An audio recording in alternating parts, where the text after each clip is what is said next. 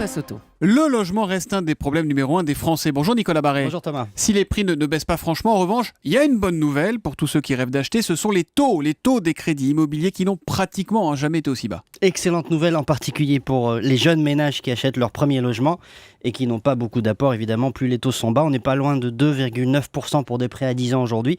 Et bien plus ils peuvent conclure un gros emprunt, la baisse des taux augmente le pouvoir d'achat des immobiliers. Alors vous allez me dire d'accord, mais s'il y a plus de demandes, ça va maintenir des prix élevés. Et en effet, c'est le paradoxe. Et c'est la bonne nouvelle de la baisse des taux est largement compensée par, je dirais, la stupidité de notre politique du logement. Carrément, la stupidité. Oui, carrément. Oui, stupidité, scandale, tout ce que vous voulez.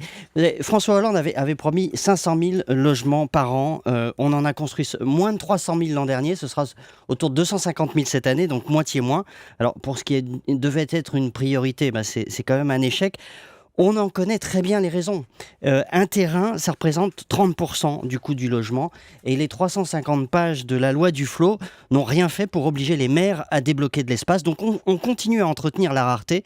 Si le logement était vraiment une priorité, on commencerait par libérer des terrains qui, en France, appartiennent à 80% aux collectivités. Autrement dit, on se moque du monde. Ça veut dire que si on le voulait vraiment, on pourrait les construire, ces 500 000 logements Bien par sûr, an, on libérerait des terrains, et puis aussi on simplifierait tout un tas de normes. Il y a 3700 normes de construction, et dans le tas, des centaines pourraient être abolies. Et puis enfin, il faudrait arrêter de décourager systématiquement les investisseurs. Ils ont pris la fuite avec des mesures comme l'encadrement des loyers, qui produit l'effet contraire de ce que l'on souhaite. Moins de gens aujourd'hui veulent louer leurs biens.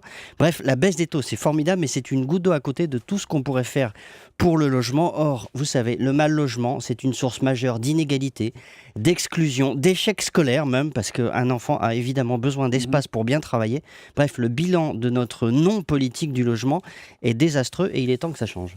Stupidité, non-politique du logement. Le gouvernement doit être content d'entendre Nicolas Barré ce matin, le directeur de la rédaction des Échos, l'édito Écho de Nicolas. C'est tous les matins à 8h10 sur Europe 1. À demain Nicolas. À demain. C'était l'édito Écho.